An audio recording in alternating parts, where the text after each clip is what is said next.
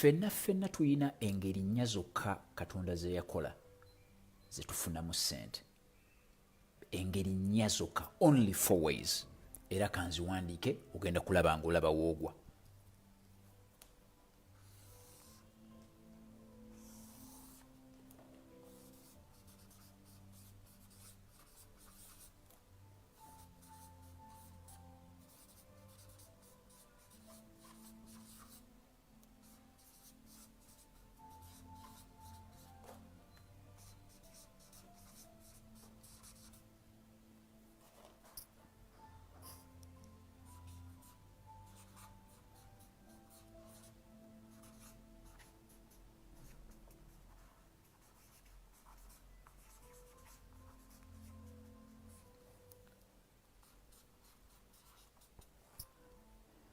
The 4 ways we earn money.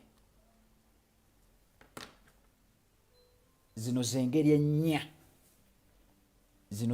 ennya saagala kusiikiriza.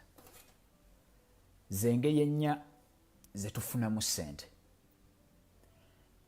Either babeera bakukozesa ng'oli employee oba nga weekozesa ng'oli self-employee oba ng'oliko b'okozesa ng'olina business oba nga oli investor ng'okozesa ssente zo.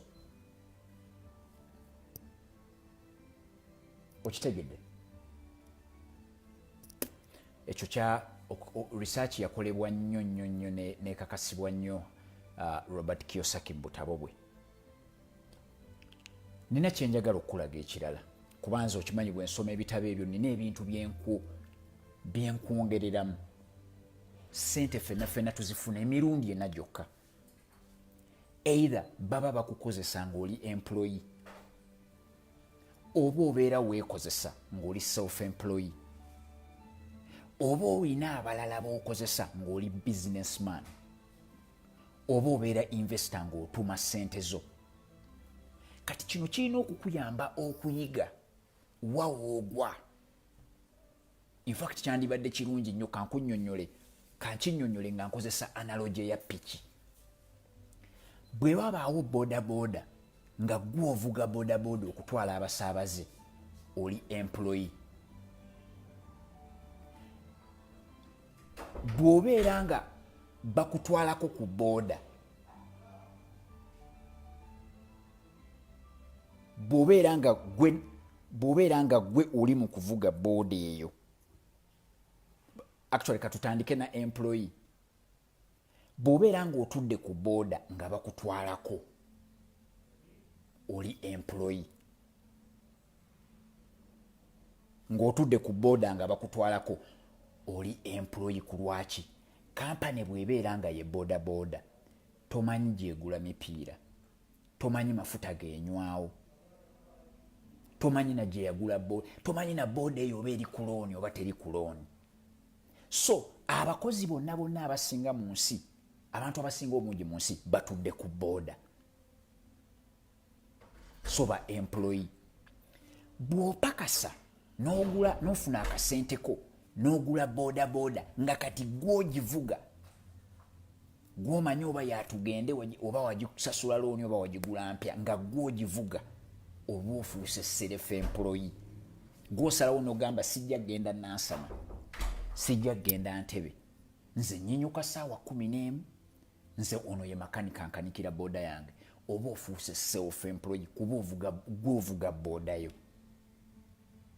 Bw'ofuuka bino jjo n'okola ssente ne ziwera n'owa abantu ne bakuvugirako boda, ofuuka business person. Buli lw'obeera ng'olina b'owadde bakuvugireko boda. Gwe n'osigala kujja buzi bagamba boda zange sizaagala tambula ng'essaawa zisusse 11.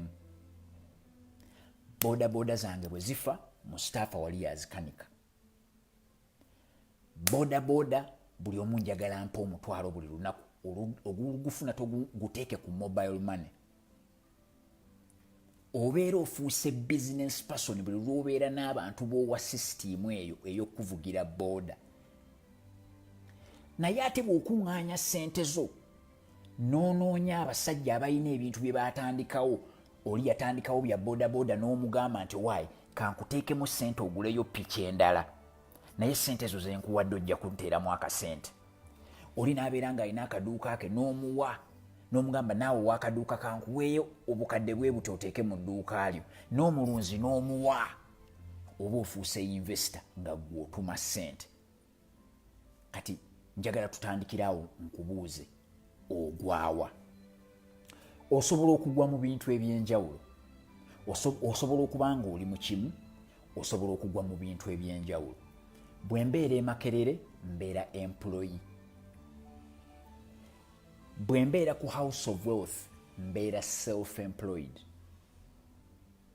Okiwulidde?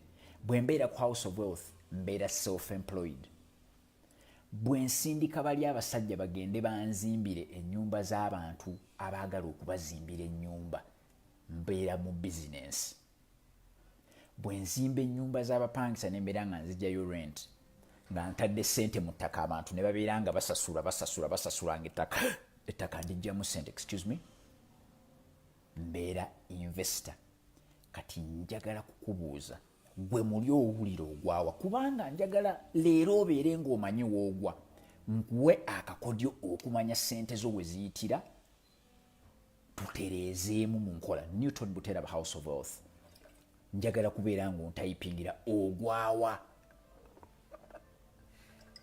Bodaboda eyo gy'ovuga yiyo oba bakutwalako butwazi?